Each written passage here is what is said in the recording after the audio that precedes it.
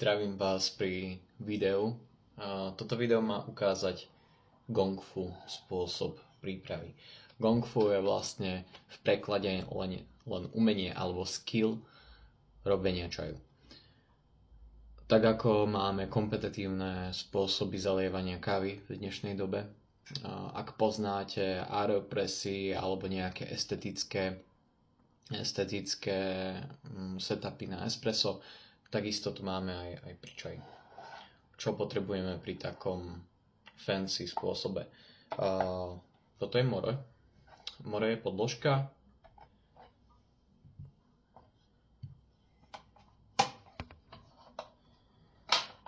Ktorá nám zberá vodu.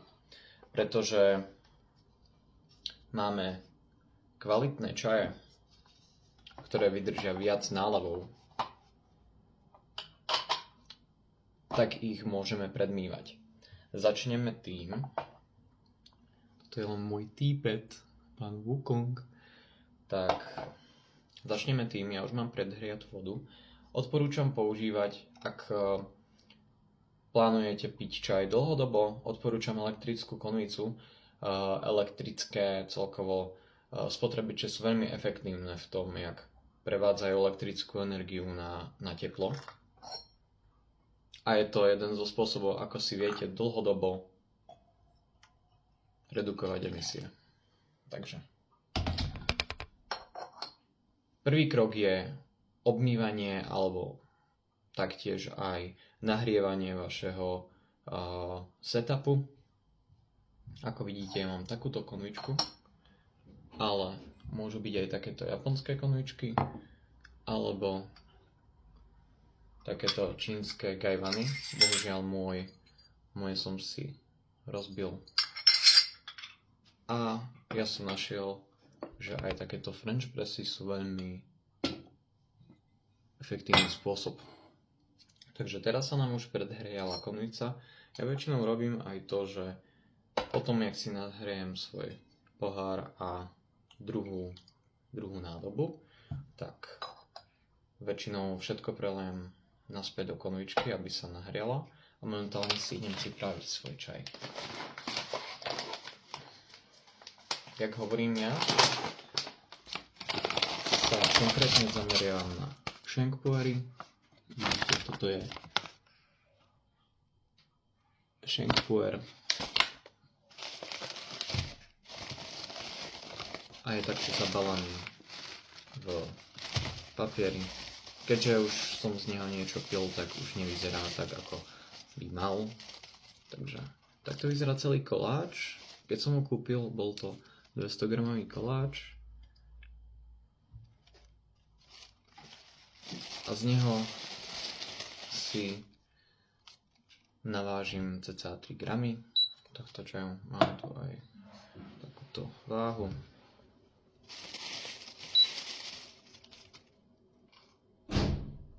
Konkrétne pri takýchto čajoch, tým, že sú lisované, tak môžete mať aj takýto nožík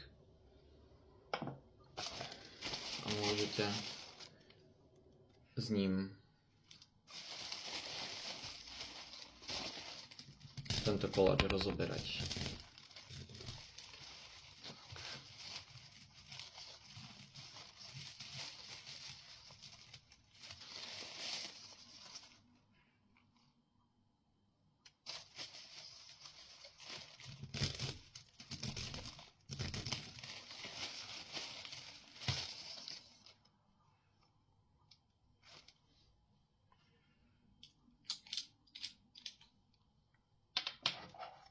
Ešte raz si hodím túto teplú vodu do mojej druhej nádoby a do pohára, aby som využil všetko teplo, ktoré mám. Takže toto sú 3 gramy. A následne si to dám do kanvičky.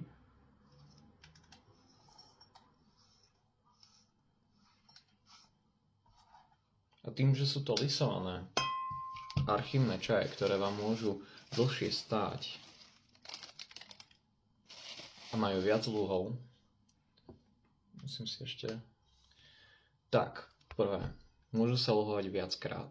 tento shankpuer z mojej vlastnej skúsenosti môžem luhovať aj viac jak 20 krát. Takže zalievam ho 100 stupňovou vodou, hoď je tento čaj niečo medzi zeleným čajom a dosť sa podobá zelenému čaju, ale tým, že je to vysoká kvalita čaju, páni Číňania dali dosť veľa námahy a dosť veľa rokov na kultivácii a následne produkcii tohto čaju, nebojím sa ho zaliať 100 stupňovou vodou, snažím sa prúd vody nedávať na listy, ale na okolie kanvičky. Tak.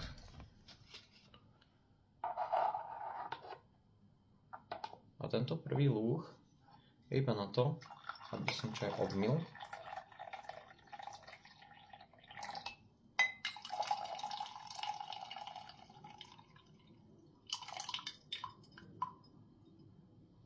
A začal otvárať listy.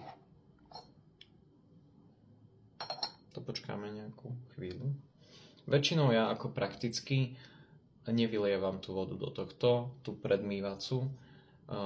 Ešte stále som taký, že neusadený, odložím si koláč. Následne, keď máme naše listy otvorené, môžeme začať s prvým lúhom. Keďže ja mám kanvicu, ktorá leje pomalšie, čaj už je vyluhovaný, keď dolejem vodu. Luhy sú krátke, pretože chceme analyzovať to, ako sa chuť mení popri tom, jak luhujeme tento čaj. Táto druhá nádoba, tým, že zalievame čaj 90 stupňovou vodou, slúži na to, poprvé, aby sme trochu uchladili tento čaj a aby sme, keď sme viacerí, mohli rozlievať tieto nálavy našim hosťom.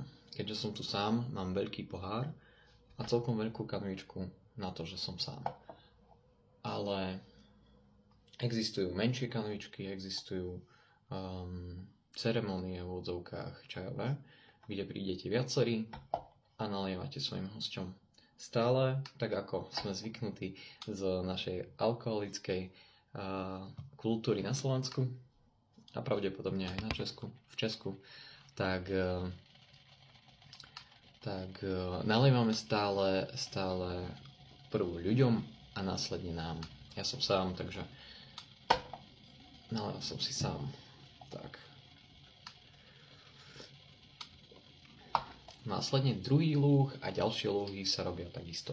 Ja mám kanvicu, ktorá sa stále nahrieva a snaží sa udržať 100 stupňovú vodu.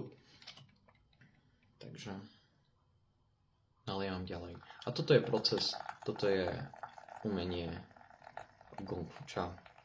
Následne ja som experimentoval aj s tým,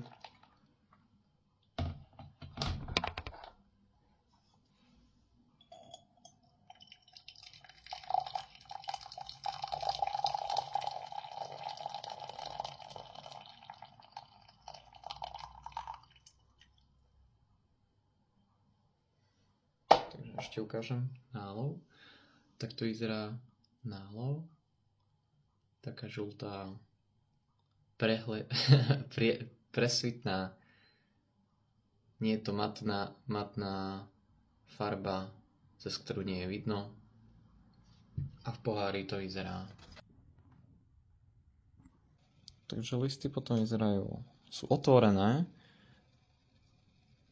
Vyzerajú takto. Nie je to úplne najvyššia kvalita čaju. Ako vidíte, má nejaké stonky. Podľa toho, ako sa čaj zberá, podľa toho má aj listy.